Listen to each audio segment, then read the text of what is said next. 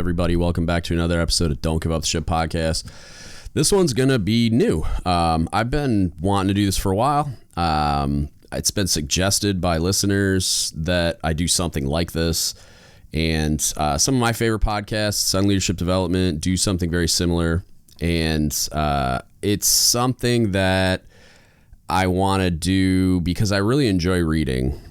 And it's something that I want to prioritize more. So I feel like if I paint myself into this corner on purpose, I can create an expectation that I do these podcasts, and then I'll read more because I have to do these podcasts. And some of my favorite ones are like the heritage ones when I get to do the research into a lot of the history and stuff like that, where from this angle, I get to explore a viewpoint on leadership in general and kind of dive into a book and explore the concepts that are in it. And I got really excited when I got to do the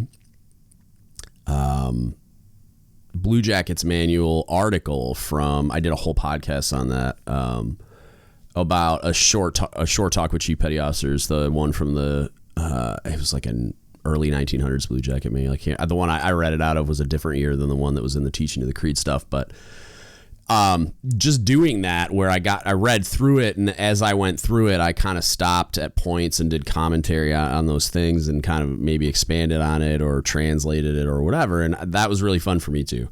I really enjoyed that. And I think that podcast got a pretty good response, and based on suggestions from listeners, I just think it could be a cool thing to do. I think I'm going to call it something like Book Report. I haven't actually decided yet, but I'm going to digest these books in pieces, and I might draw this out over a period of time and then condense them into a playlist. But I'm going to start with the first piece of this book that I've gotten through, which I believe is the first chapter. I might have went farther than that, but I went through and highlighted and wrote in the margins and stuff so that I could do this exact thing. And the book I'm talking about today it's called Guidelines for the Leader and Commander. So it's written by General Bruce C. Clarke, and this is a pretty old book. It's a reprint that I got my hands on, and I guess it was pretty difficult to find. I don't know if it was just out of print or what, but it's copyrighted in 1963, but I'm pretty sure it got written even earlier than that. But the general, the way that he writes about it, and I'll try to translate a little bit of this because there's a lot of army terminology in here, but he's clearly a really passionate leader of men, and this book was a pocket guide in the Vietnam War. There was a brigade commander, I believe, and I probably am screwing that up, but Colonel David Hackworth, who I've mentioned before, wrote a book called About Face, and it's something that I've listened to a bunch of podcasts and dialogue on. I've listened to most of the audiobook, and then eventually the book is a monster. It's huge. So eventually I'm going to go through, read, highlight, and probably do 1 million podcasts on it because it's a gigantic book. But this was something that Colonel Hackworth had all of his officers and commanders carry around in their pocket. And he's even quoted on the cover of the reprint that says, "The finest little handbook on leadership and training ever written." So high praise. I'm gonna start with the first chapter, but there's some cool stuff at the very beginning where there's a dedication, and the book is dedicated by the author to the ground combat soldier. And a couple of my favorite lines, like it's a great little dedication, but some of the best lines that I highlighted, one of them is, "He is the private citizen under arms, the clenched fist of his people."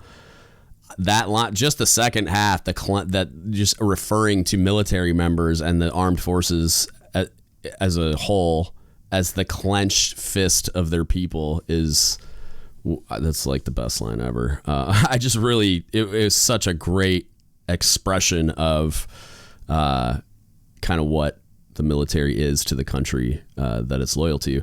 And then another one was, "Only when men from all of the people are willing and ready to fight and die for freedom does freedom have meaning for them." That one I really like because the world we live in today is interesting, and I don't ever want to get political on this podcast, but there's some weird things happening in the world, and just speaking about it vaguely or like generally is like there's a lot of people on from every side or team or whatever ideology that they subscribe to that want to impose their will on the other group, right? And basically dictate to them what freedom's going to look like. And to me, anybody that's capable of dictating to someone what their freedom's going to look like doesn't really value and understand freedom in the way that they need to. And I think a large part of that has to do with people not understanding what it really means to be willing to fight and die for their freedom. Because most people aren't, or if they were backed into a corner, probably, hopefully, but most people aren't volunteering to join the military, right? There's a very small percentage of the American population that's doing it, and some it's because they're medically ineligible, blah, blah, blah. But my point is that there's a rare group of people that are and that act on that instinct and serve in the armed forces.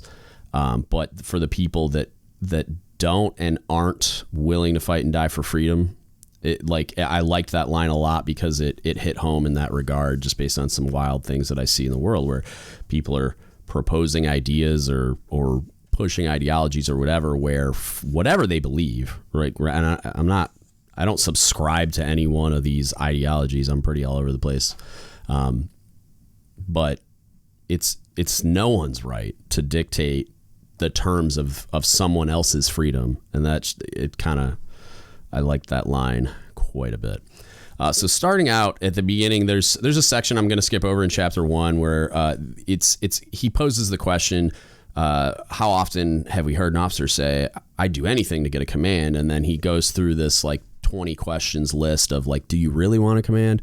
And I'm skipping over that only because I'm speaking more generally about leadership and not specifically about command. And command in the Army and some of the other armed forces, it happens a lot earlier in an officer's career progression, where like in the Navy, they're division officers, and a division officer, like, I mean, a lot less responsibility, and there's a lot less gravity to the decisions they make.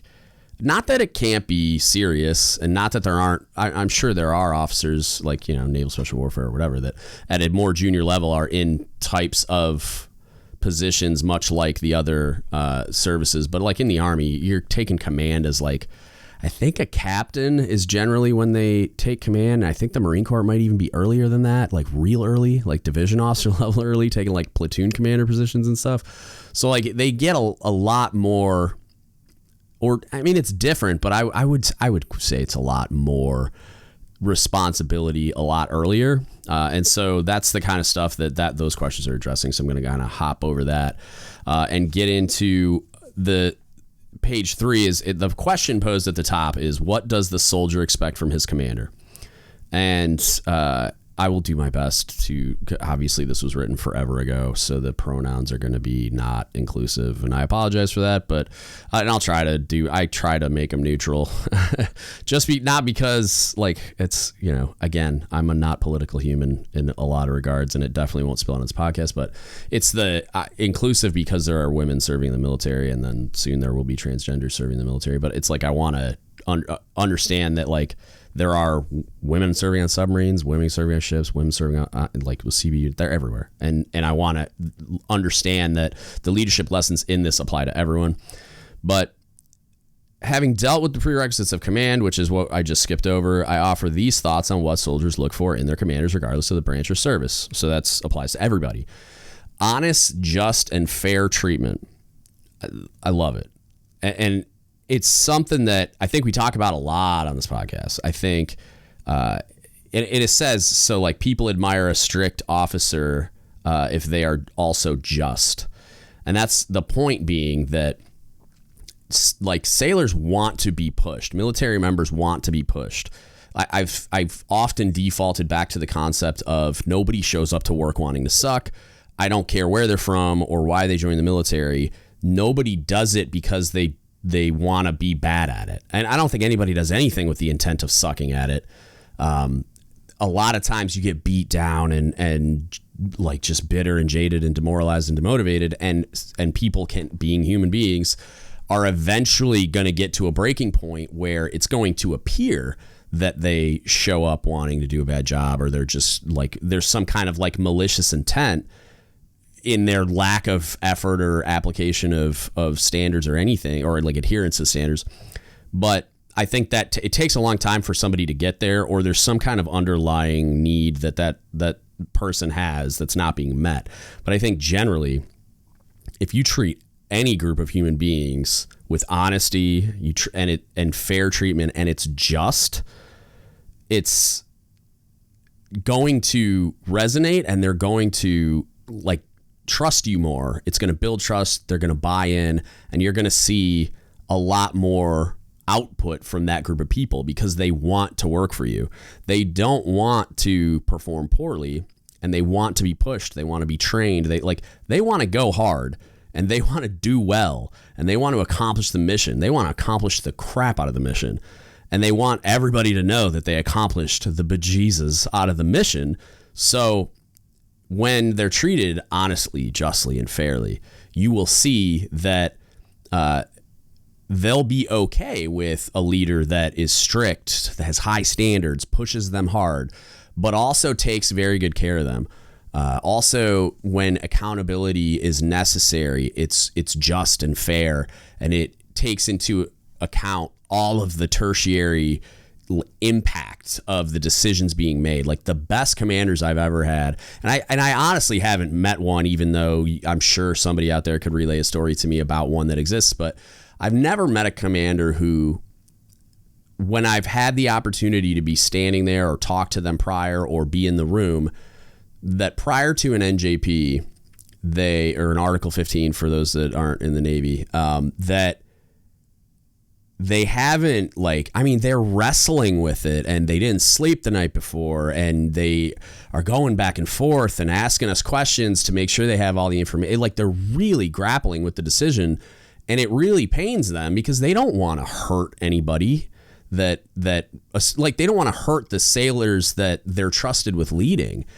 But at the same time, they understand that there needs to be accountability. So and just and fair treatment isn't just for the individual, it's for the unit as a whole, right? So you can't let people get away with violating standards or doing something that endangers the mission or the unit or the people in it or the equipment or whatever. You can't let them get away with it because that harms the other people in the unit. So it's like there's this balancing act of the person that actually is on the accountability timeline now, and we're stepping through the process and figuring out how we're going to hold that person accountable. You also have to consider that if you don't apply appropriate accountability and you don't do a good job of that, not only are the unit members going to get upset because the accountability wasn't just and fair in that they didn't get punished for the thing they did wrong, and so it like doesn't feel fair that they did that thing wrong, but then they kind of got away with it. But on the flip side of that, if you drop an anvil on their head and for a minor infraction, the rest of that unit is going to be like, what? And they're going to get upset. That's their friend. That's their peer, and they're going to look at it like, well, if that could happen to him, it could happen to me, or if that could happen to her, it could happen to me. So you lose trust and respect, and they're going to respond differently. Maybe they don't go as hard. Maybe they aren't going above and beyond or being creative or doing the things they used to do out of fear of stepping on a landmine and ending up in an unfair and unjust accountability process. So it's a very interesting examination when you get into cases of accountability, because you'll see a lot of times, particularly in the Navy, right? In the plan of the day, you'll see a very general statement following an NJP where they're expressing, well, the E4 did this and this was their accountability, right? So you could say, and it's pretty general. There's not a lot of details in there. So like if a sailor gets a DUI, you generally kind of think about it like a DUI is a DUI, right? I can tell you, I've done so many preliminary inquiry investigations, I've lost count. And I can tell you not a single one of them has ever been the same. And so what's important about that is that you don't know what happened outside of they got the UCMJ article or law or both or whatever that they're being held accountable for violating was article whatever, and they got a DUI, or they got caught by civilian police and they're being held accountable by the law outside and the UCMJ articles that are applicable. But what you don't know is all of the things that led to the decision making and the actual offense. And I can tell you, there's been times where there are cases that there's triggers in the accountability process where it's like I have to do certain things, but that doesn't mean I want to. And so like the process unfolds in a way where you're taking into account the unique nature of that case, like from the beginning, the decisions that were made, the circumstances, the other people involved, the evidence, the statements and everything. And yeah, I mean, 2 different people 2 days in a row might get DUIs and the punishment might be different. And it might be different because that commander has to make a judgment call advised by the preliminary inquiry and the chain of command and whoever else he consults, the legal folks, whatever. And he arrives at what he thinks or she thinks is fair and just.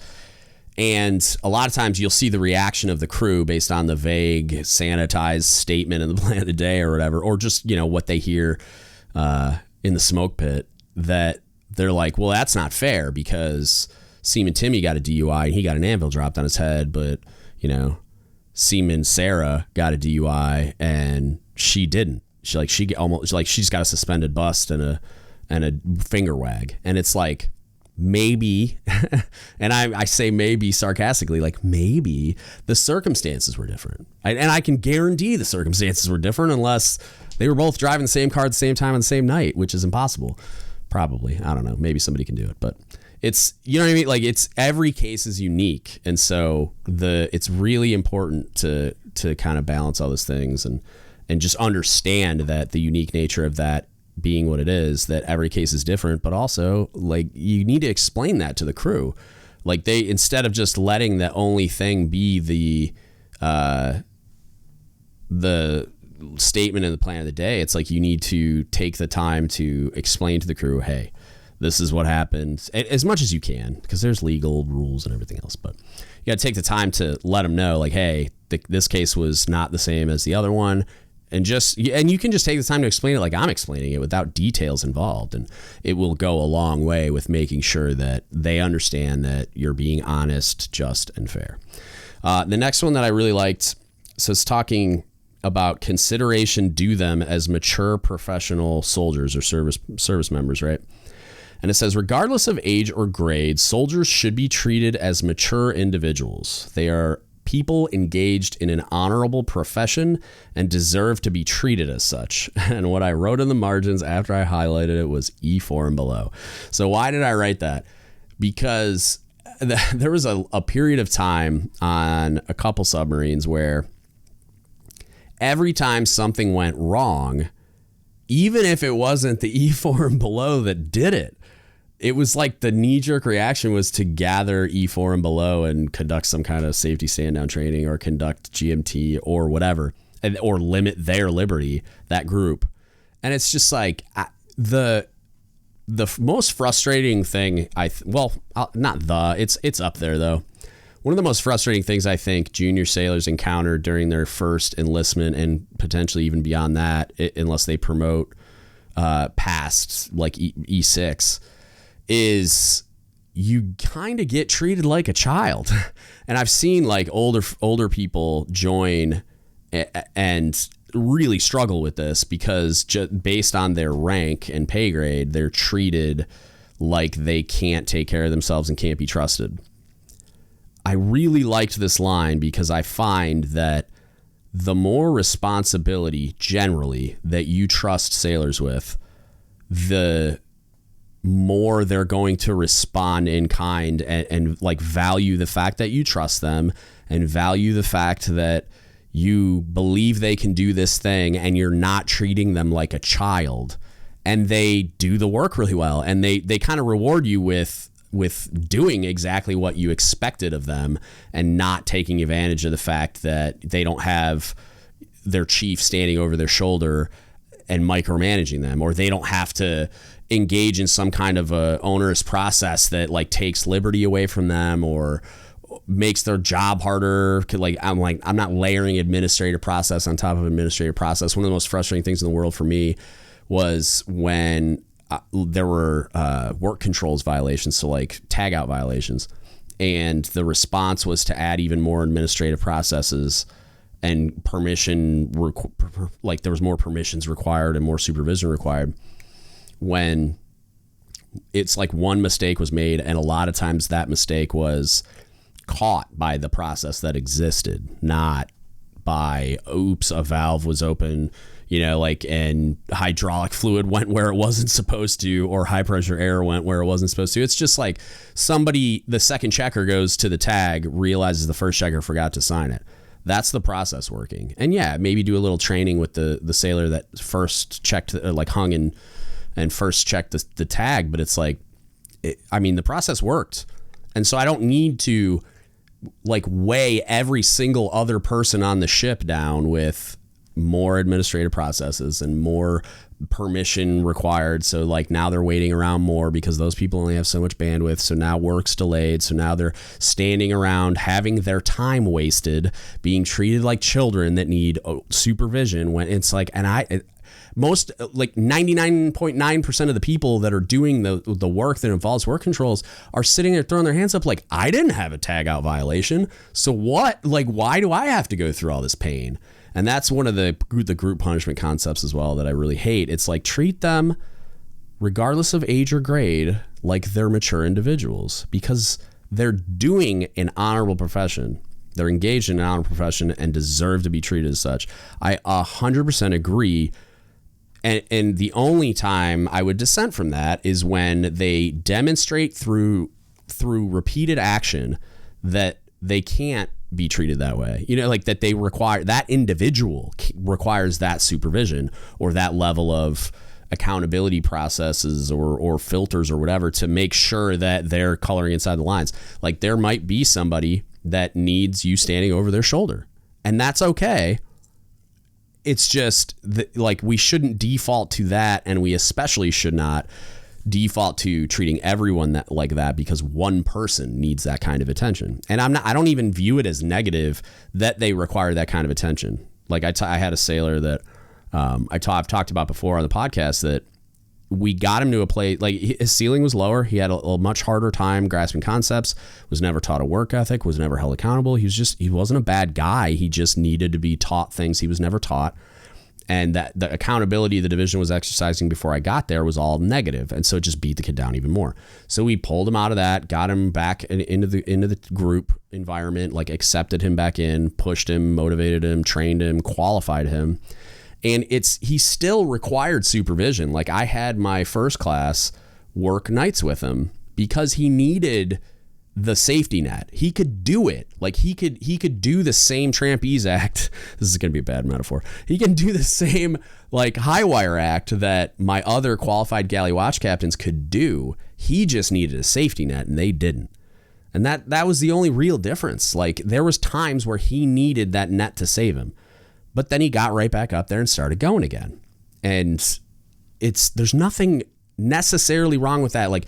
Do I want and expect him to mature beyond that at some point? Yes, but this is a first-term sailor. Showed up when he was 18. He's never had a job in his life. He's never been taught a work ethic. He's never had to earn anything. He's never worked hard. He's never been held accountable. So he needs to be taught all those things, and it takes a lot of time to do that. And he needs the team behind him in order to do that. And I'm extremely thankful to say that it happened. He came around, and when he left, he wasn't 100% matured yet. He went to shore duty, and I'm hoping that process has continued where he's maturing and being able to do certain things on his own and realizing that he does have the skill level and level of knowledge and ability to do those things without the net. That wasn't that bad of an analogy, was it?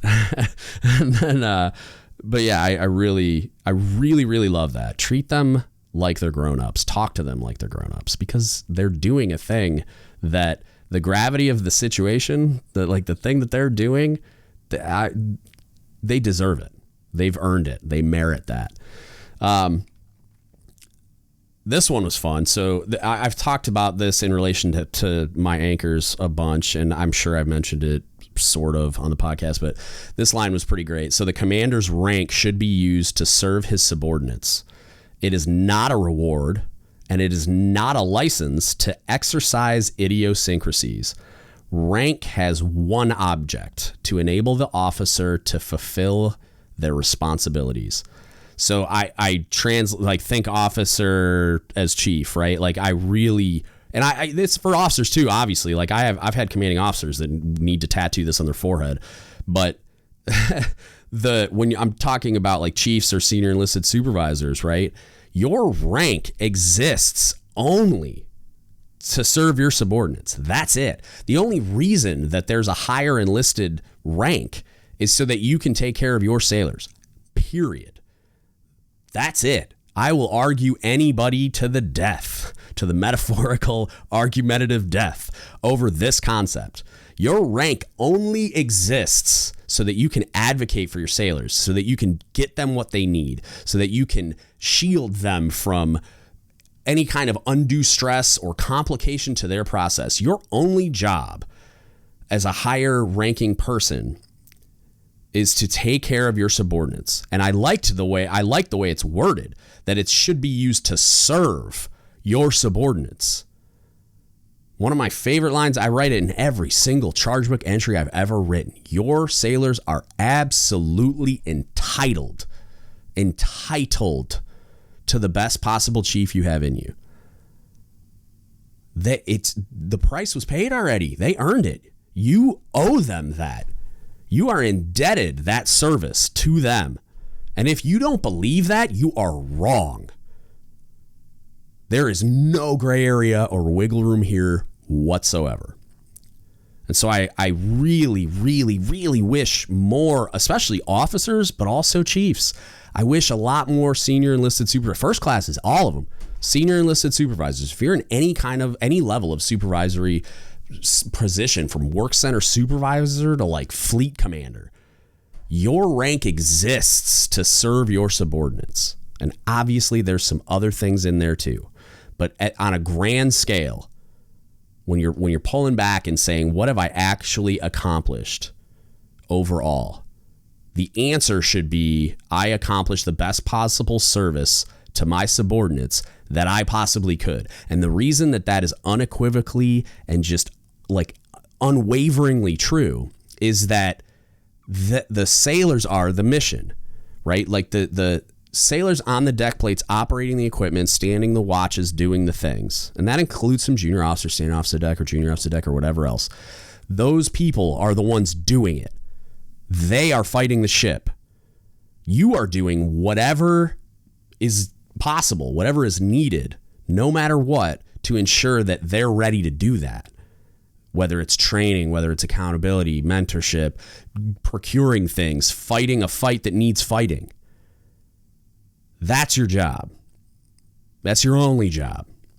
And I really, really love the way that was written. And there's a lot of things like that I got a lot of validation out of this book. Even just the first chapter, I was just like, the things that this general is saying, and he's saying it that it applies to the all of his commanders.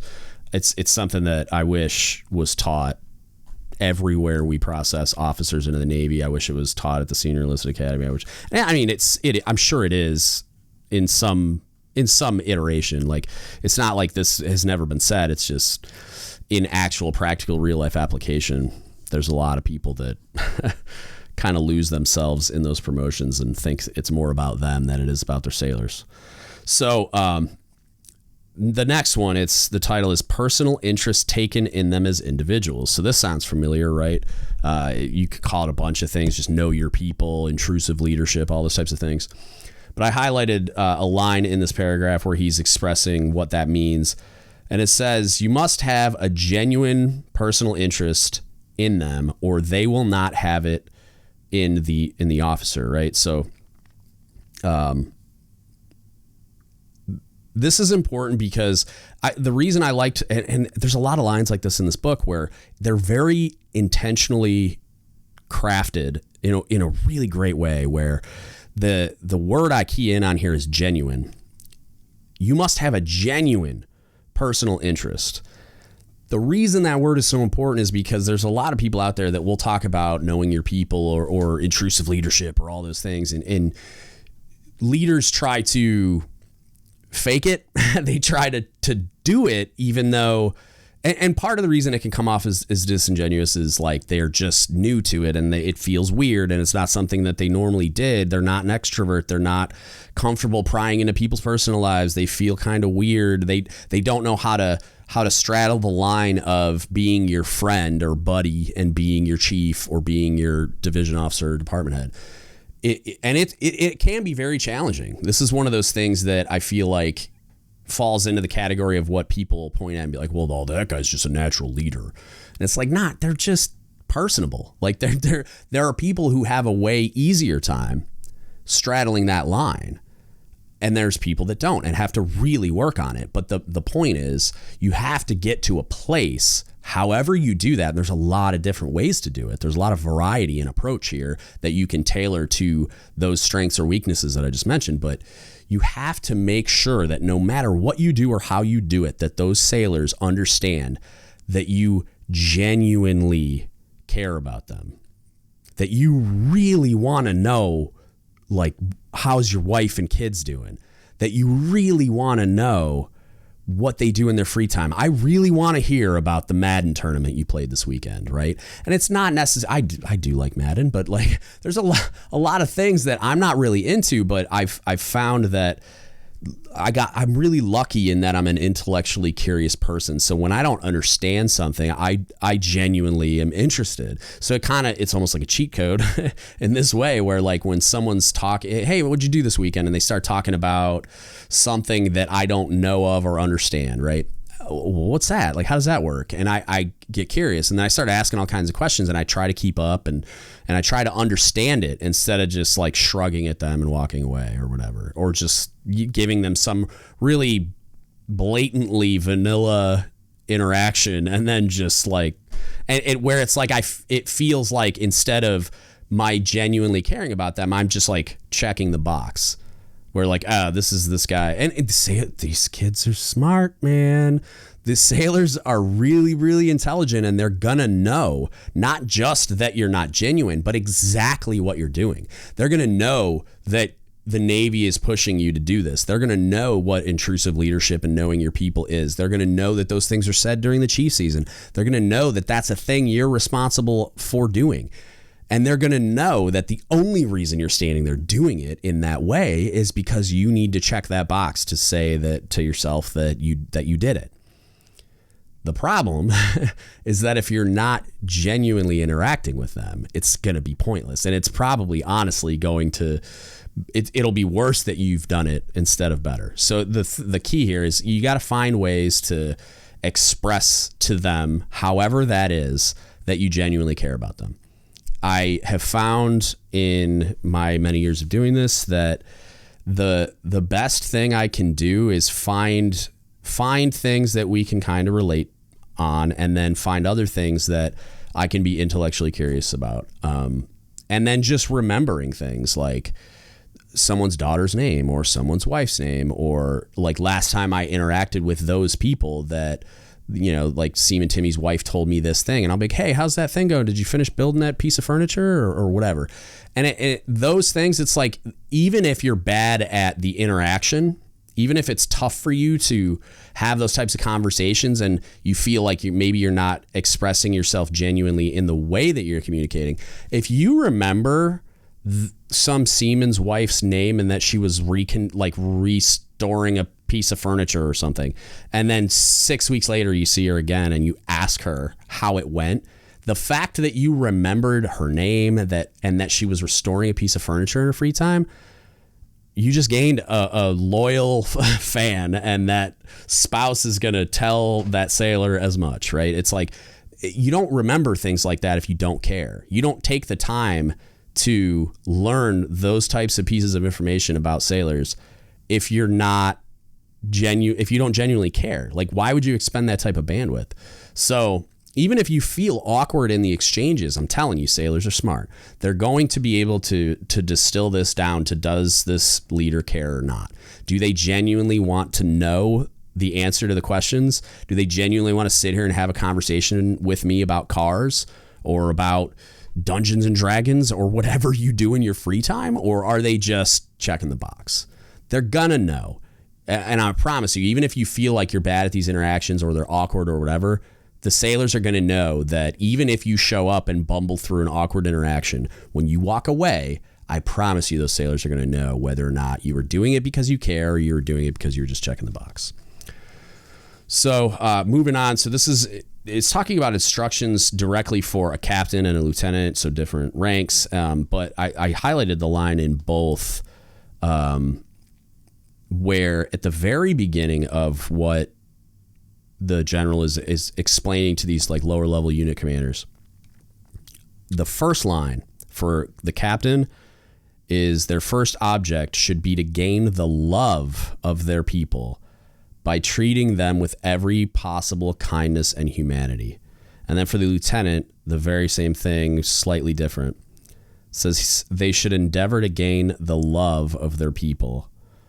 And then by their attention to everything, which they may contribute to their health and convenience, like do everything they can to take care of them, and it goes on to in detail where it's saying everything that can contribute to their health and convenience. They should visit them often at different hours, inspect their manner of living, see that their provisions are good and well cooked, so their food, and as far as possible, oblige them to take their meals at regulated hours. So just that they expect to eat and they actually do, and the food's good and everything else.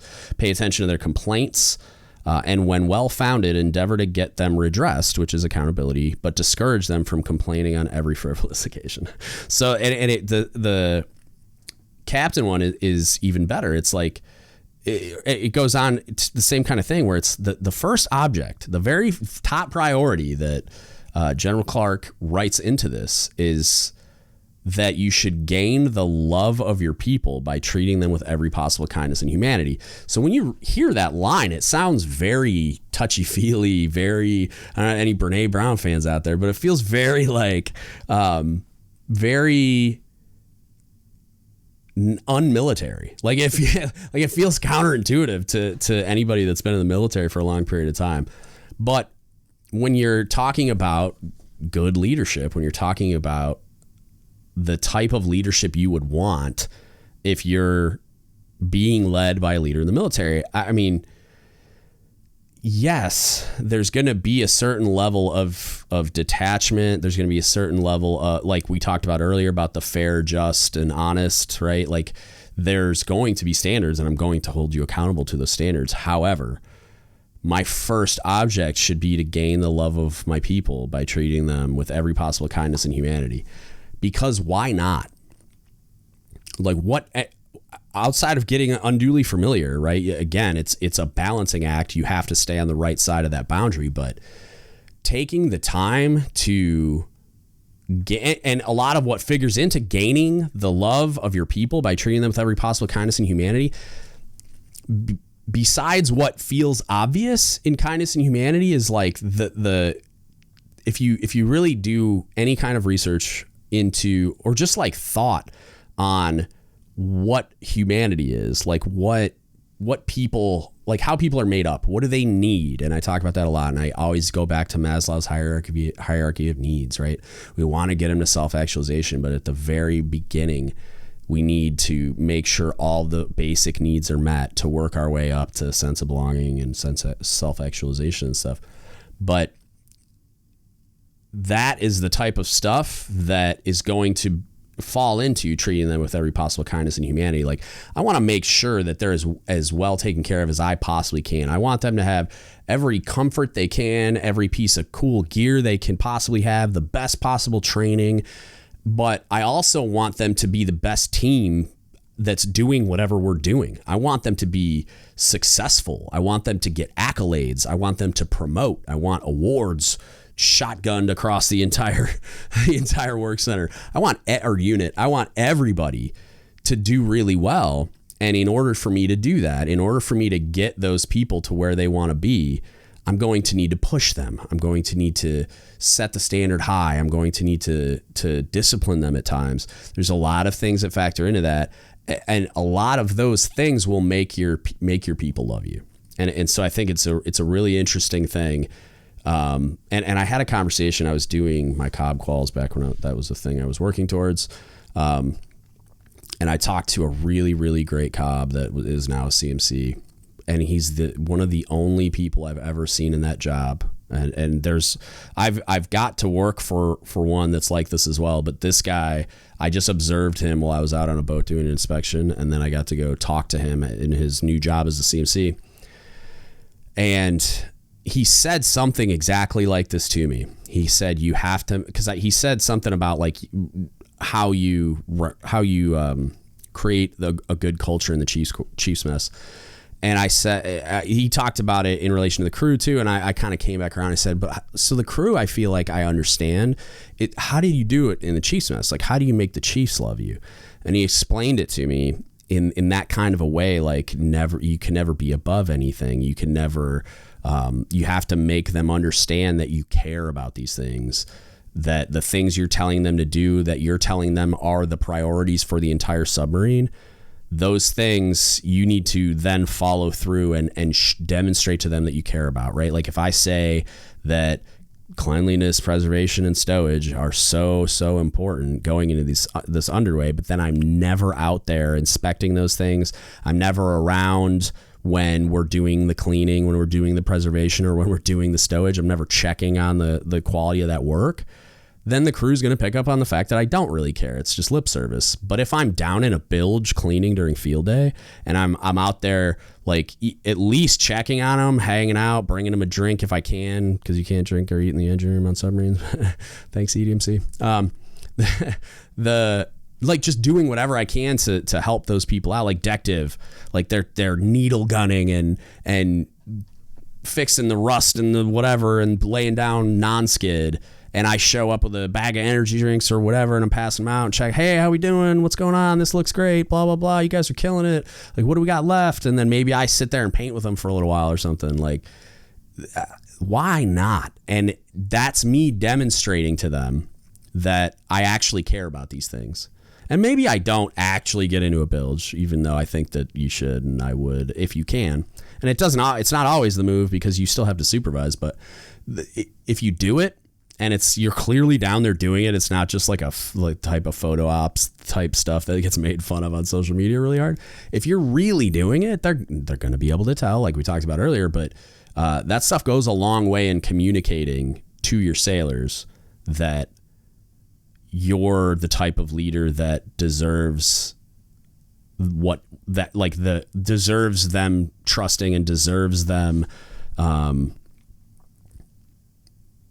Deserves the love and loyalty that General Clarke's talking about. It's to treat them with every possible kindness and humanity, and then to what he talked about for the lieutenants is you should endeavor to gain the love of your people. That's going to take you much further than anything else will, in my humble opinion. So moving on, the next paragraph is loyalty.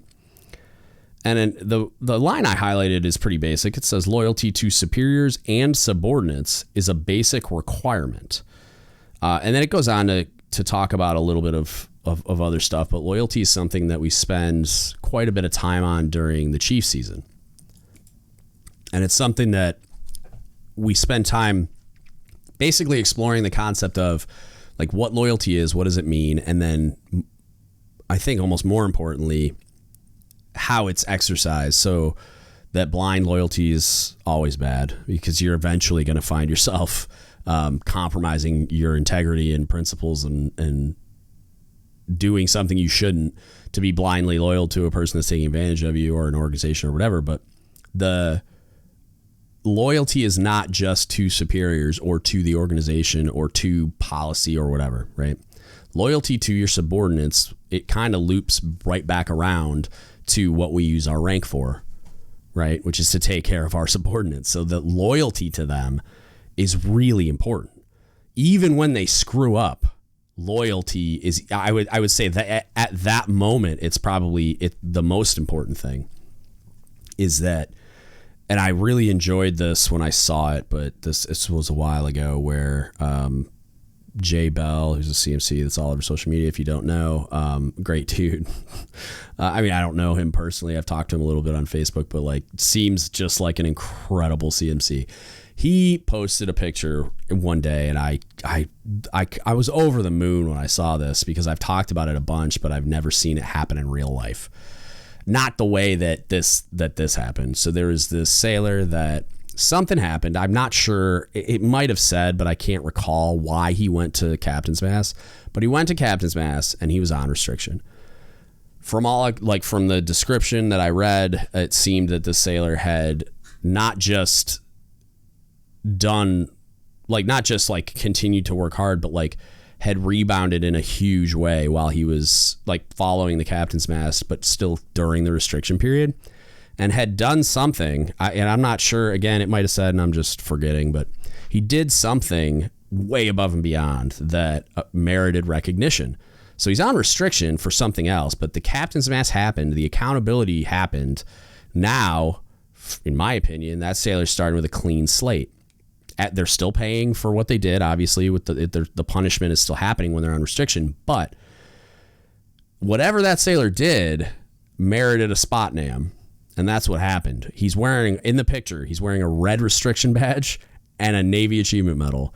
And there was in the caption that he shared, he was basically talking on this concept of, look, you screwed up. It happens. We're human. Accountability happened. Now that's over. Going forward, I'm going to be loyal to you as the leader that is charged with serving you with the rank that I've attained, and make sure that when you do something that merits that type of recognition, regardless of the fact that you're wearing a red restriction badge, that recognition is going to come, that I'm going to positively reinforce that behavior, that I'm going to be honest, fair, and just in the evaluation of that performance. Because when you don't do that, you're effectively just kicking them while they're down. You're just continuing that to punish them for a thing that they've already been held accountable for. And that's petty and childish and incorrect. It's bad leadership. It just is.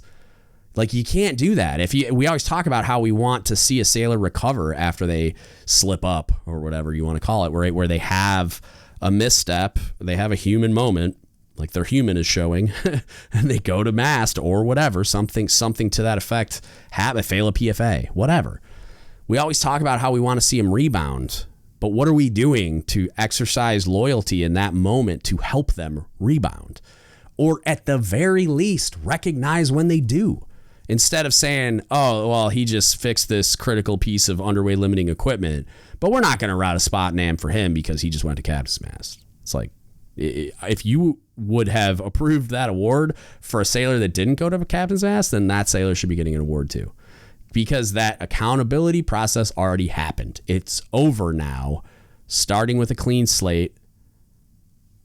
If he does the thing, then he needs to get recognized for it. And I really, it restored a lot of my faith in humanity when I saw that social media post. And that's what we're talking about here with loyalty to superiors is important. And I don't want to dive too far into that because I think I've spent a lot of time on that in the past, just the general concept of loyalty, what it means and how it's exercised in leadership positions, but particularly to subordinates. It's a basic requirement that you do that at all times, even when it's hard. All right. All the junior sailors are going to laugh and cue in on this one. So, to be kept informed and told the reason why. This is an old book. This was written a long time ago.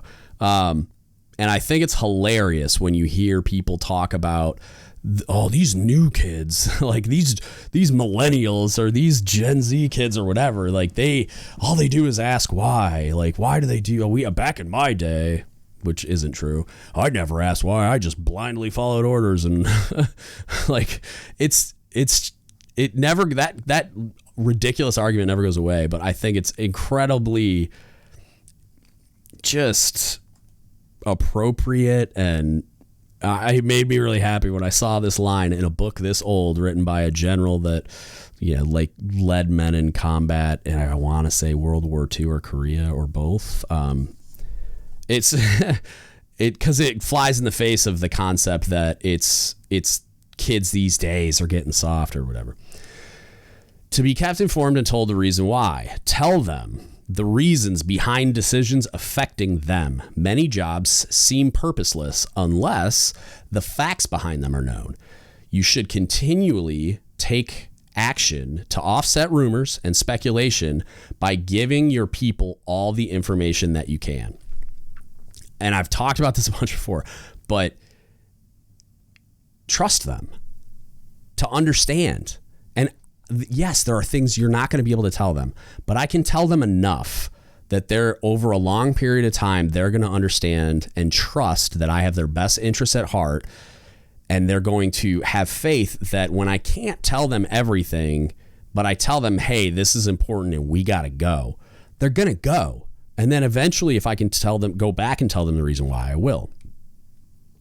But whenever it is at all possible, you should be telling them the reasons behind the decisions affecting them, especially when it's something that seems ridiculous.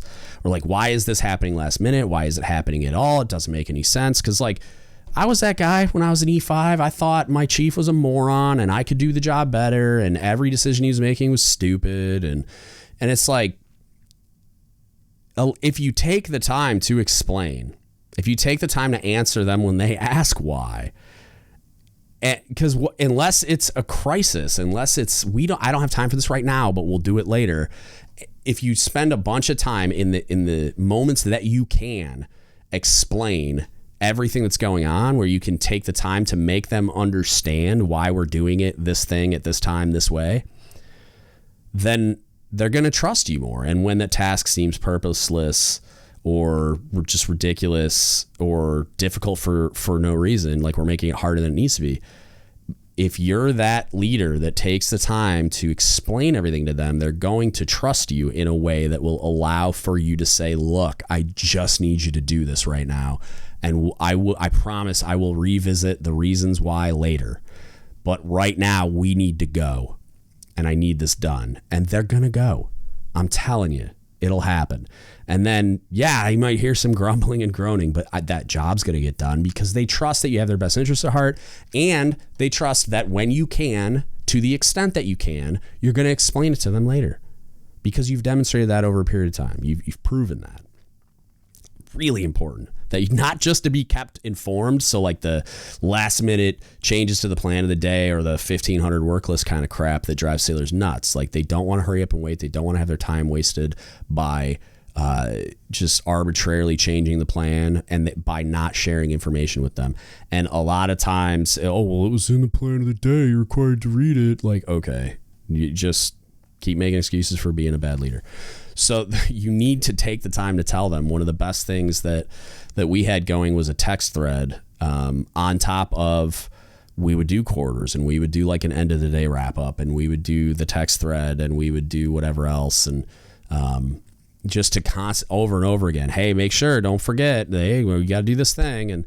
And like we had the text thread saying the thing's coming up, and then the next day, hey, it's tomorrow. And then this morning, hey, where's everybody at? Are you on your way? And just so that there was never an excuse for not knowing, we just took the time to communicate well and communicate often, so that they are well informed, but also that reason why, got to do it.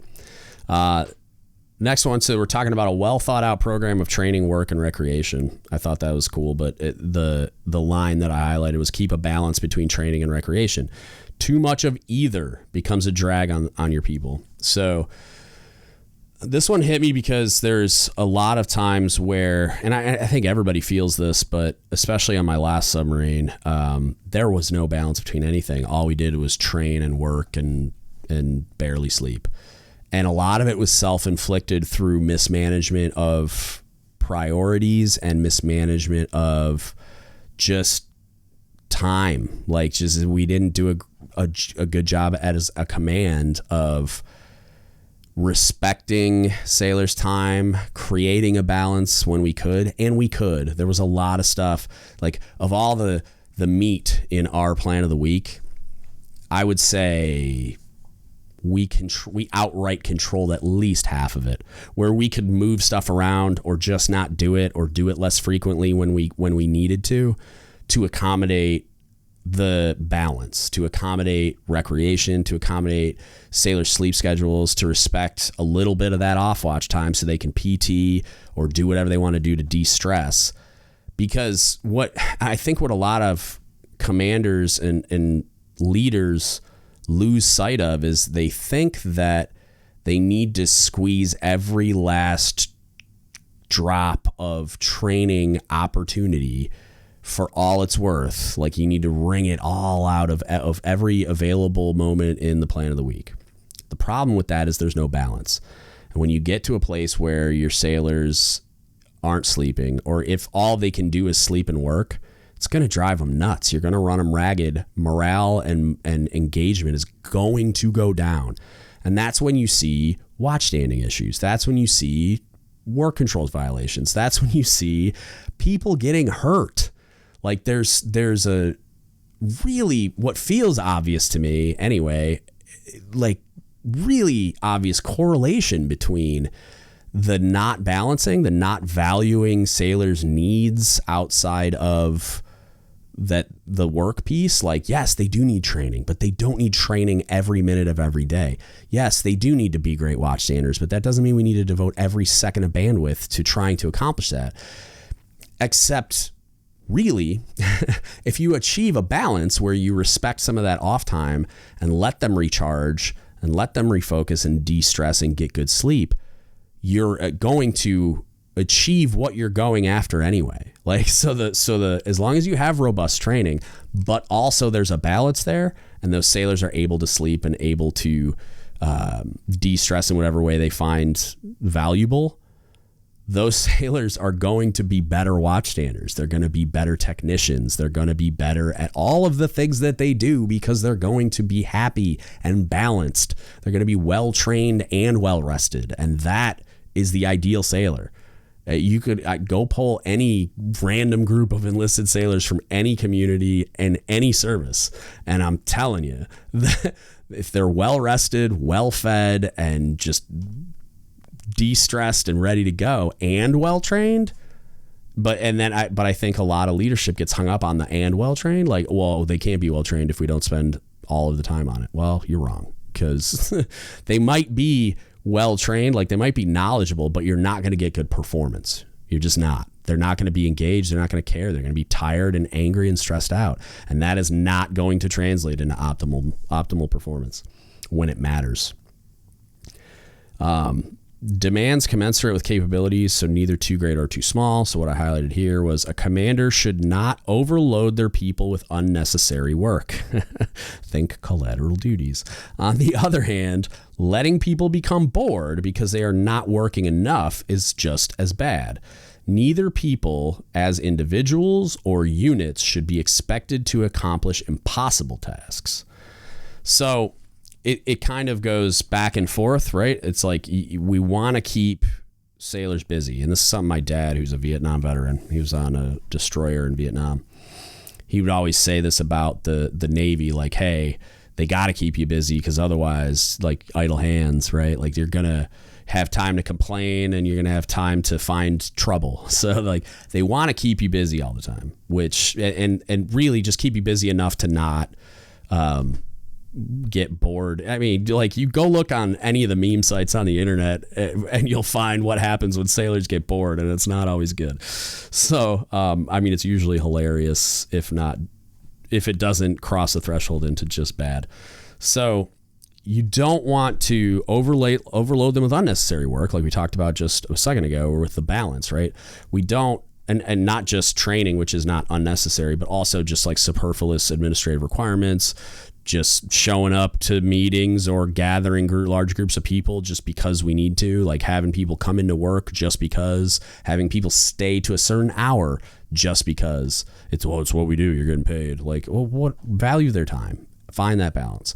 So we don't want them to be overburdened with unnecessary work. Like, I don't want to just fill in your day with garbage, because you're going to know that it's not meaningful work, especially if I'm doing the aforementioned task of explaining the reason why and keeping you informed.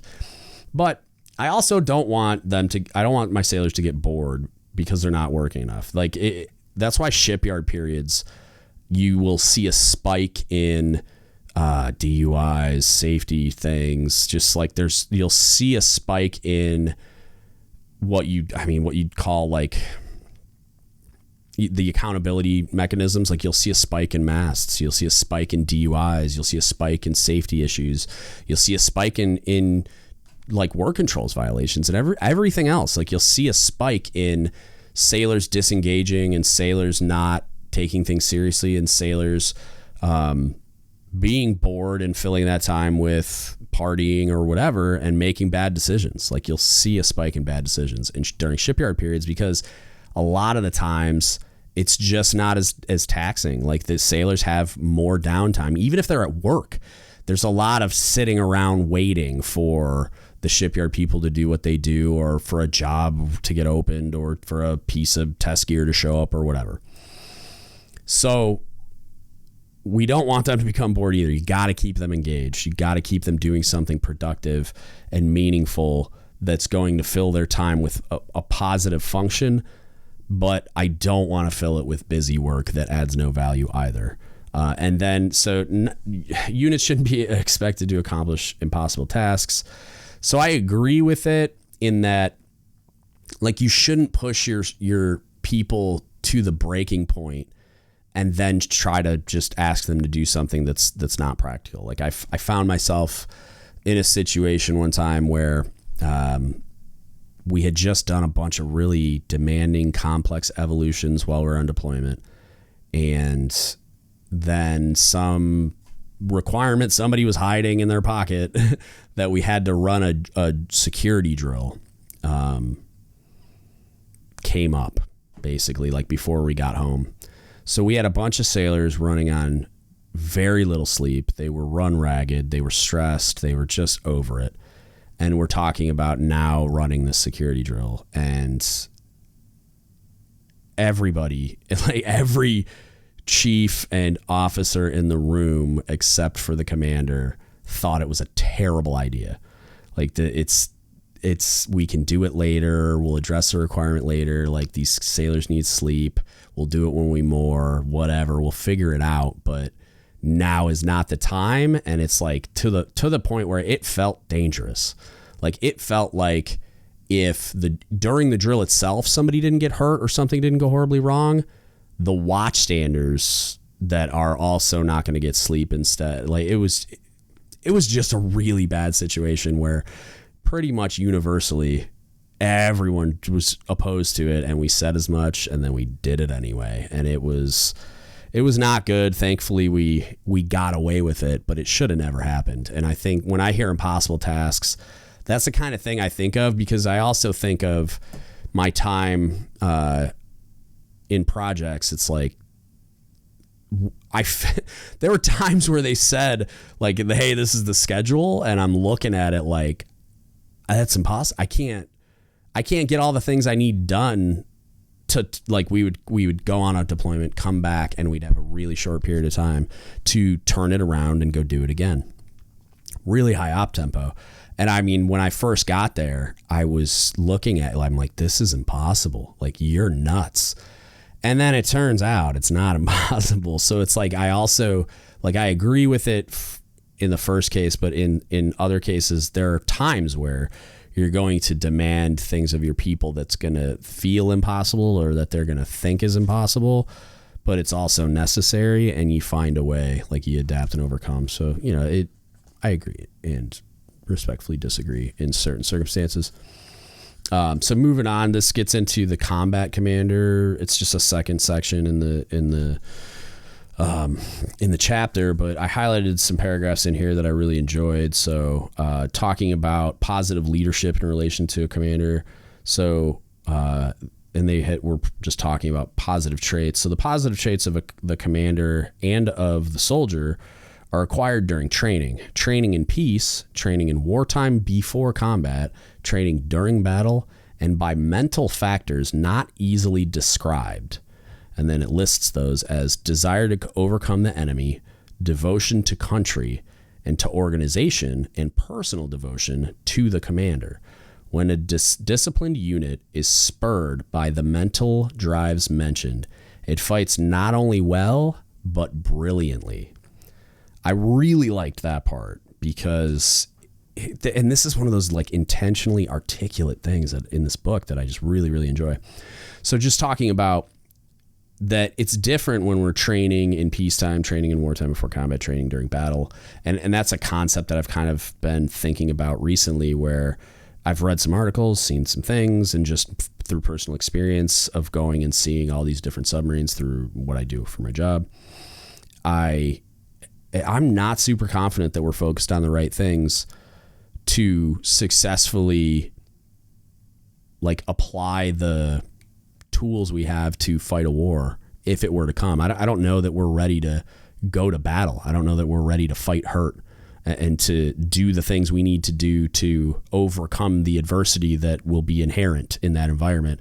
And so I've thought about those things kind of a lot generally, and a lot of it's related to the college courses I'm taking as well. But I really liked, and by the where he's expressing, and by the mental factors not easily described, and then lists desire to overcome the enemy, devotion to country and to organization, and personal devotion to the commander. Those things are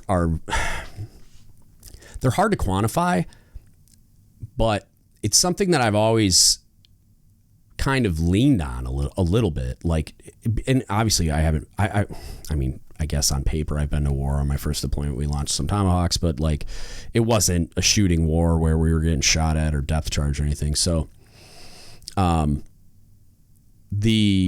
you're in an environment where, sailors are working really hard, where we're conducting a lot of really stressful evolutions and training and just demanding a lot of them on deployment, right? You'll see sailors kind of get frustrated and stressed out and burnt out, and you'll see a lot of the kind of grumbling about how they can't wait to get through DD-214 and they can't wait to get out of the Navy, whatever, and just how much it sucks.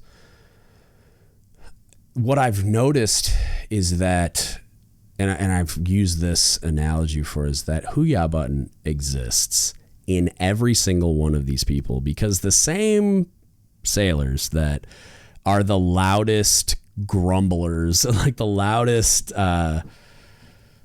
dissenters during those times, are the same people that as soon as they separate are wearing their dolphins on everything and like super prideful of their time in service and everything else. And not that they shouldn't be, they're just like, they're less stressed now, and only they kind of forget about more of the bad times and remember more of the good. But when he talks about the desire to overcome the enemy, devotion to country and to organization, and personal devotion to the leader, right? Which the last one is what we're talking about the most, because it's what you're going to have the most control over if you're doing all the things that you should be.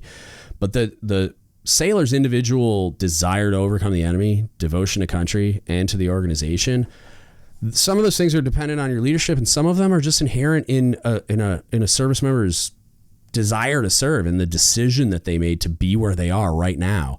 That never goes away, even when you're really frustrated and angry about your lot in life, or how you're being treated, or how your time's being wasted, or how you didn't get any sleep, or how you missed lunch, or whatever. Those things still exist. And so going back to the asking people to accomplish impossible tasks, the desire to overcome the enemy and the devotion to your country and your commander and your organization are the things that you're going to leverage. And it's the button that you want to push to make that thing happen. And so you need to take time to cultivate that.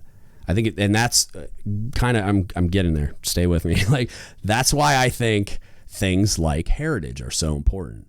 Like, and not just for the sake of talking about it or remembering it, but the communicating the importance of what they're doing through that lens. It conveys and attaches a level of importance and like a level of reverence and awe. Like when you're telling a story of a naval hero that you then understand is just like you, like a submariner or a sailor or whoever that just did an incredible thing, but they're normal people. Prior to that event where they found whatever they needed to within them to accomplish a seemingly impossible task that then merited a Medal of Honor or a Navy Cross or whatever, those were just people doing the same job as you until they weren't, right? Until they did that thing and they found that within them based on those like kind of hard to quantify mental traits or like that value system. It is really, really valuable to take time to build that, to cultivate that devotion to the unit, devotion to your service and your career field and your community. Like the one thing I've always really valued about my time in the submarine service was how it as a service valued its heritage and valued like the importance of being good stewards of that. And I think it's something that you could really program into your daily leadership practices. You're like just your fundamental interactions with your people, that you're kind of cultivating the desire to overcome the enemy. I feel like we should talk about that more. I mentioned Jason Thompson's story about like how he wants war fighters, man. Like, and he wants to evaluate his sailors based on, if I was going to go to war tomorrow, who would I want to take with me? And I don't disagree for the reasons that I mentioned earlier about if we get into a real shooting conflict as a naval service, right? Because like there's been a bunch of armed conflict happening, but nobody's been shooting at those ships and submarines, man. But what if they did?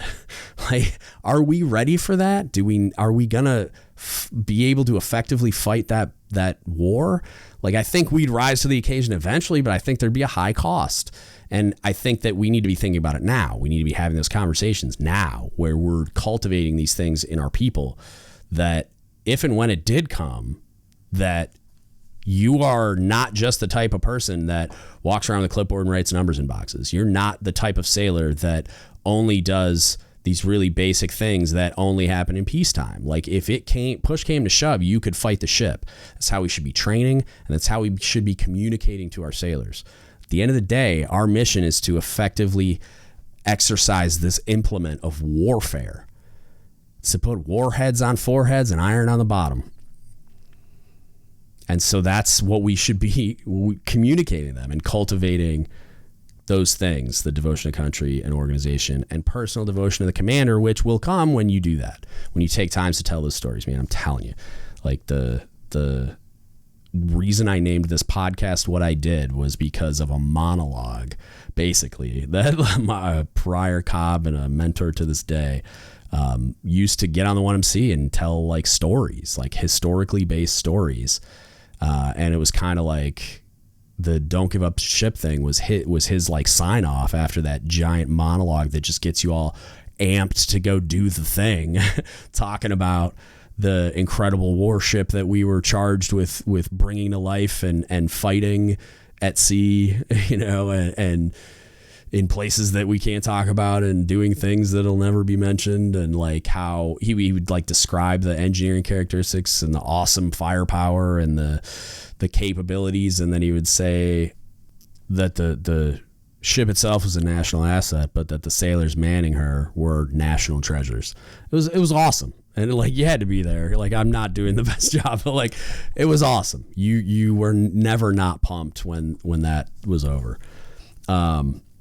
And that's what I'm talking about. And he was pretty universally loved, and there was a lot of loyalty there. So it's a demonstration of that concept in real life. So next he's talking about success in combat. And he says it's largely due to endurance on the battlefield. The day after day strain of living in dirt, going without sleep and food, and the constant threat of death will cause the man who is physically or mentally weak to quit. And the best part of this line that I highlighted was fatigue makes cowards. Men in good physical condition are the last to tire. So when we're talking about sailors, and I always think of it through the lens of submarining, so forgive me, but I think it kind of applies to most sailors that are at least like on ships and squadrons and stuff like that as well, is the fatigue making cowards piece is like more, and I mean, if we were in a shooting war, that would apply, but the fatigue is going to make an ineffective warfighter.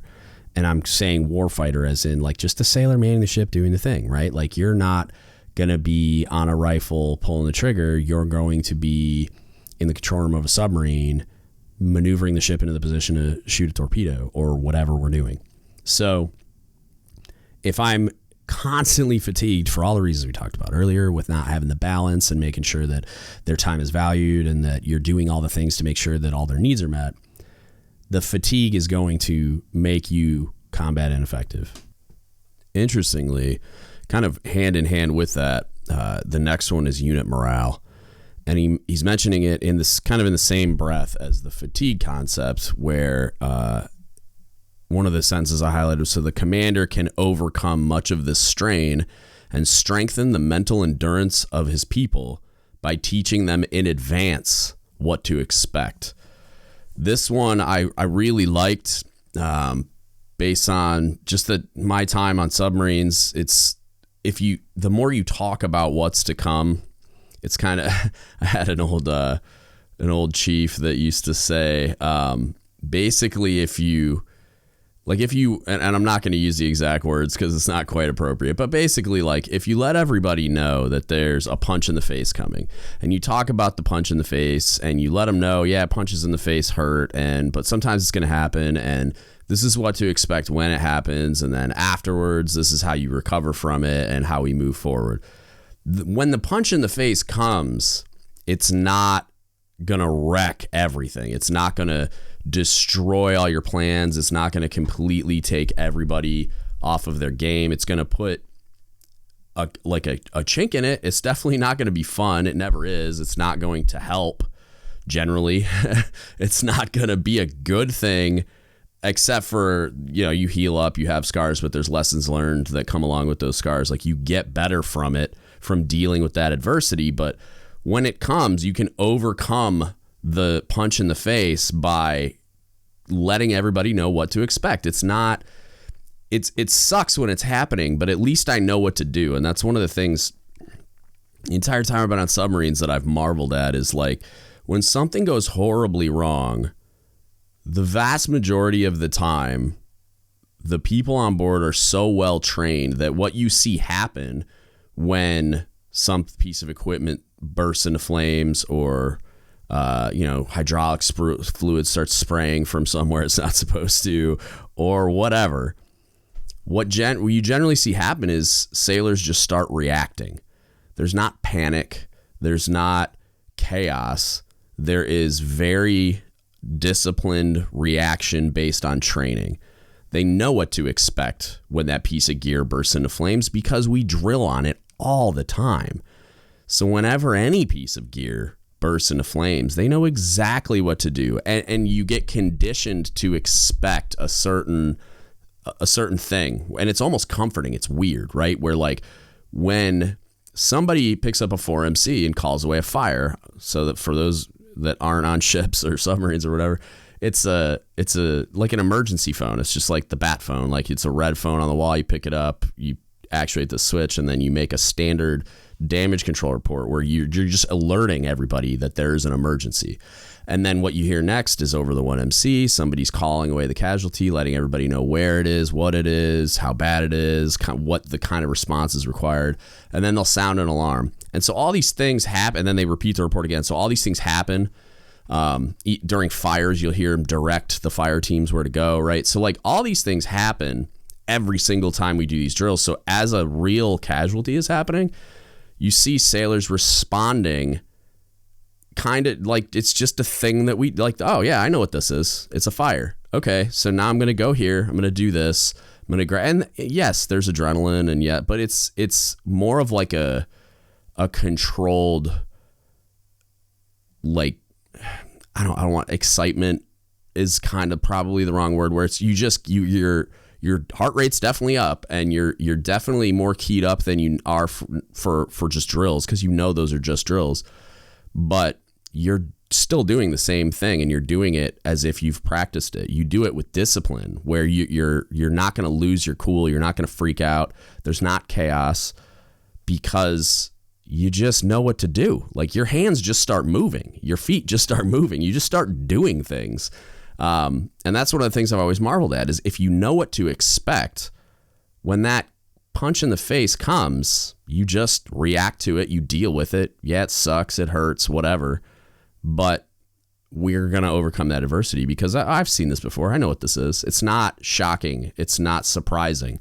Like, I know what this is. I know how to deal with it. And you'll see your unit overcome that adversity because they knew what to expect, because you properly prepared them for it. Another one. So morale must be high enough to stand the shock, right? So, and it's really great that he's using the word morale and not training. So morale must be high enough to stand the shock and the boredom of, and it says combat, but adversity, whatever, right? Like, and again, it's not, I don't want to completely delete the word combat, even though I'm using an Army book from a different time, because I really do believe in our lifetime, our sea service will see actual combat. And it scares the crap out of me, because we don't think about things through this lens, but it's a very real thing that could come. And I'll do a book based on some of that, like World War II combat for like surface combatants and submarines at some point. But every person must strongly believe that what they're doing is right. They must have a supreme confidence that they can deal with any situation, that they're a better fighter than the enemy. This is, I like, there's a lot here. So I first of all, the word morale being used instead of training for me is incredibly important, because we spend a lot of time training ourselves and administratively burdening ourselves into low morale. Like, I don't know what it is. Like, I know it comes from a good place in a way. I just think it was allowed to get out of control. And I think a lot of that relates to like the peacetime military kind of losing sight of what's the real priority should be. And that's a really broad concept. And there's a lot I would need to explain. That would probably be a whole nother podcast to really fully flesh out that point. But what I'm saying is, there's a ton of things that we do in present day Navy or present day military that result in low unit morale. And there are commanders out there that have found ways to work around this within the scope of their like authority, where they just kind of manage the requirements in ways that it doesn't completely destroy morale. And then there's some stuff that the commander has the authority to just say, yeah, I'm not doing that. And that's great when they do that. And when the situation is appropriate, to filter out some of that undue strain on a unit, where it's just like, there's so much crap that we do and that we get like wound up about that isn't really that important. And talking to Chief Bob a while back, he relayed a story to me, and the context isn't really important, but they were in a meeting that could have been an email, and they were both kind of just frustrated and looking at each other. And a buddy of his just has this saying, when things get really ridiculous like that, when they're in the midst of basically feeling like, as previously mentioned, right, that their time isn't being valued, that they're doing a thing that's just wasting time, and they could be elsewhere doing other things to take care of their sailors and to take care of themselves. And he jokes that, you know what we need right now? We need a real good war. Because, and what he means by that is because the entire purpose, like the manifest destiny of the armed forces, of which the Navy is a part, is to, as Nick says, kill people and break their stuff. Like, our job is to prosecute a war against an enemy, which is, like combat. Like, that's what, and when you get into actually doing something like that, and you see a kind of like a mini version of this happen when you're going out on deployment. Like all of a sudden there's a whole bunch of stuff that doesn't matter anymore. But when you're in port, it's like a crisis. It's this liberty dependent item and everybody's freaking out about. And the common joke on, like, you'll see memes all over the place about verifying your NFAS like it's the end of the world. And it's just like things like that. Well, I understand the purpose of it. Look, I put data in there. Like, do I really need to verify it every 6 months? Like, I could just do this when I PCS. And they're like, yeah, I get it. If it changes and blah, blah, blah. Like, it's not like it's unimportant, but everything can't be the most important thing, or nothing's the most important thing. And so it's like you would find that when things are really serious and when you have to go out there and do the thing, and I can't say... I mean, the closest thing to war was on my first submarine. We launched Tomahawks during a war, but I mean, we weren't getting shot at. We weren't in danger besides the ocean trying to kill us at all times, which is just submarines. But like the special job that I did, it's kind of like we went and did some things that were really important. And what you saw happen when we were out there operating was all of the other stuff was, yeah, we'll get to that later. It's suddenly unimportant. Like, not that we don't want to do a career development board on you, but now's not the time. And so there's just certain things that we do that just drain the life force out of everybody, or the morale, if you will. And when morale gets low, and this is one of the things that I've had conversations with other leaders, and it's like they don't believe me. And when I saw this entry in this book, I was like celebrating, because I was like, this is what I'm talking about. It's like, you can train and train and train and train and train, and you can do all the admin stuff, and you can do all of the planning, and you can do all the meetings and whatever else that you're going to do. And they're not all bad. But if you do it to the point that it chokes the morale out of your people, when it's time to execute, when it's time to do the thing you've been training to do, it's not going to happen the way that you expected it to. You are not going to get peak performance out of those people. You're just not. The morale thing is important. And it's one of the things that I feel like gets overlooked the most by people in command positions, or like triad style leadership positions.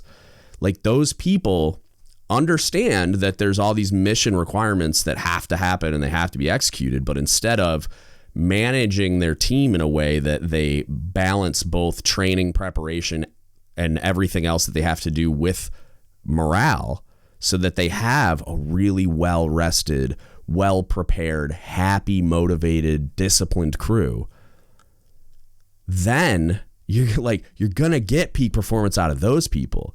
But instead, what we commonly see happen more often than not is, and again, not all because it's toxic leadership, even though that's sometimes is it, as we see on the cover of the Navy Times all the time. But it's like kind of like the only way they know how to do it, almost like they've been brought up in a system that's institutionalized them or something, or they just don't have the skills and the understanding to be like, oh no, I really can do both. And not only I can, I need to, I should be. It's critical to mission success that you have that esprit de corps in your unit, so that and the next paragraph is, every person must feel that their unit is a superb fighting outfit, and that they, like the rest, will sacrifice even life itself for the unit. The spirit is often the difference between mediocre and superior armies. It was strong in the Roman legions and the French troops under Napoleon. So he's giving that example, and he says, only deep personal conviction springing from identification with a cause will drive a person forward when his unit is destroyed or scattered. And that's what I'm talking about. And I think it was Admiral Richardson that was talking about like toughness as like a pillar of like, well, and I forget, they're called like the four somethings. I forget. I did it in one of the trades before and I already forgot. But it's like it's core tenets or something like that, where fighting hurt is a thing we're going to have to do at some point. And like he just said, the only way that we're going to do that successfully is if the personnel as a part of that unit actually believe in what they're doing in the cause, and only a deep personal conviction springing from identification with a cause will drive a person forward when their unit is destroyed or scattered. So we need to spend actual time on that. And part of that, a big part of that, is the morale building that you do. Like, part of the reason I get so wound up about heritage is I feel like that's one of the best ways. It's not the only way, but one of the best ways to build a deep personal conviction springing from identification with a cause. Like, you get to share stories and the importance of about incredible people doing exceptional things in the moments that they found themselves in, or like battles or just stories in general, like anything, where it's like, you're a part of this story and I want you to identify with that cause. I want you to have a deep personal conviction in your identification with that cause, so that when the time comes, you understand the importance of, you understand how, and this doesn't have to just be when you're getting like shot at, where in this metaphorical war that I keep talking about. It's in the daily grind, where it's like when you're a chief or an LPO and you're out there just like every day you're spending of yourself and your time and your energy on all the things that you need to do to take care of your sailors. The only way that you have the discipline and conviction to continue doing that when you're continually just getting beat down is by having a deep personal conviction springing from identification with a cause. And that cause is leading sailors and taking care of them and making sure they have everything that they need to get the job done when things start falling apart, when we're getting punched in the face. It's the only way. It's the only way that it gets done. And that building of morale and taking care of the person, the sailor, that doesn't just, I talk about it primarily from the perspective of like a chief or a higher level leader of some sort, like down. But those leaders, they need that type of attention and care too. And I'll get to it a little bit later, but I talk about that a bit later on. I'm going to start wrapping this one up, and part two, we'll cover the rest. But the last thing I'm going to speak on is personal example is, and it's simple. It's the lead by example concept I've mentioned so many times, where the first line is the commander should be a model soldier, or in this case, sailor for most of you. I know I got some guardsmen and some other people listening, but the commander should be a model soldier. Above all, set the proper example. And that's a thing that I've spent a lot of time on this podcast, but just knowing that they're always watching, and that part of the way that you're going to build that disciplined unit that's well trained and also has high morale is by showing them the way. There's a lot of people out there that think that they've traveled far enough down the leadership effort spectrum that like they've exerted enough effort by just saying it, and that's not enough. You can't do it. It just doesn't show them anything, and there are times where it's not going to be possible or even appropriate to get down in a bilge and clean if you're the commanding officer of an aircraft carrier. However, I would contend that you could make time once in a while to do that, or your XO could, or the department heads could, or whoever, the CMC, and do it without a camera crew behind you. Because like we've seen some of that on social media, and I've shared it and kind of said, hey, that's pretty cool. Because I get what they're trying to accomplish, and it was probably a ham-handed attempt at bridging that gap, and the pictures were what they thought would kind of like help spread the hey, look, I'll do this. I'll stand watch with Kevlar and a rifle, even though a lot of people destroyed him for that.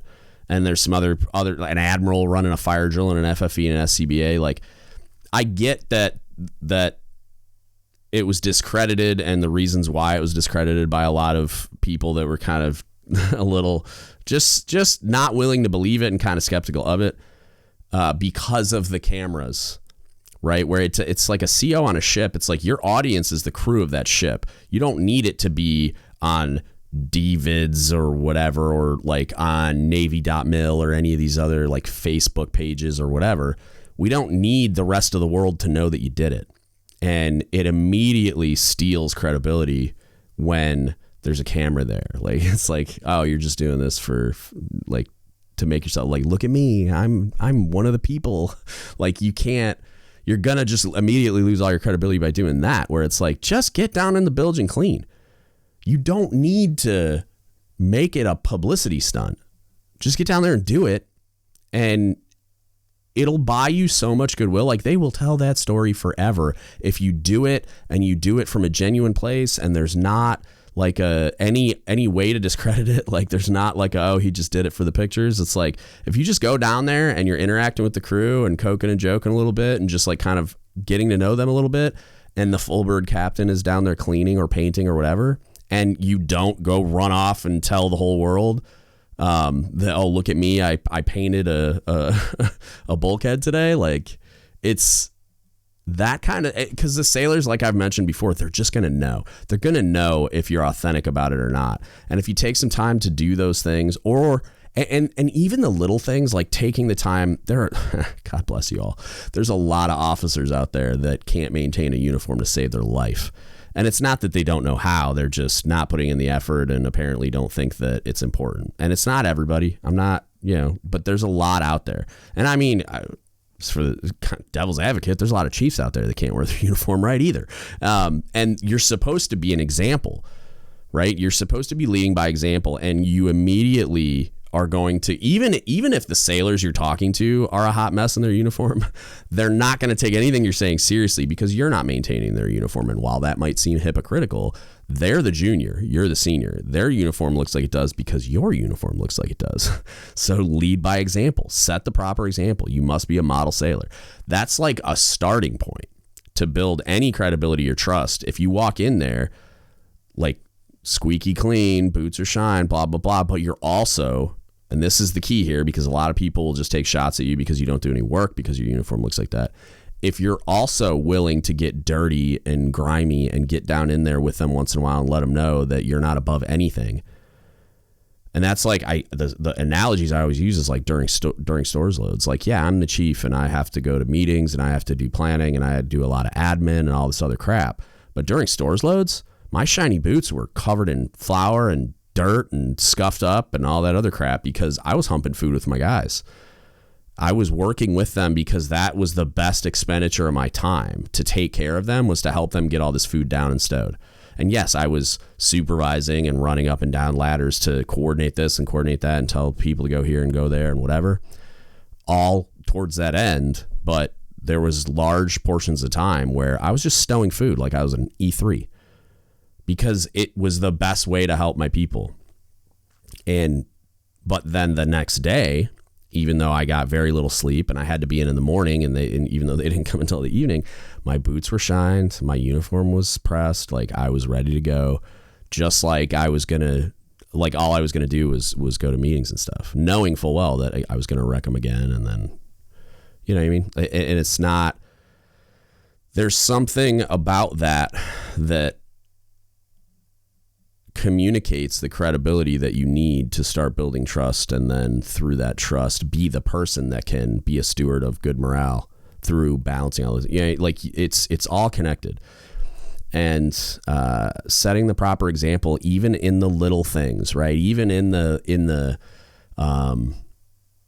not wearing sunglasses in a formation, or not having your hands in your pockets, or not doing this, that, or the other thing. It's like, look, I get it. How big of a deal are some of those things in the grand scheme of things? I'm just pointing out little things.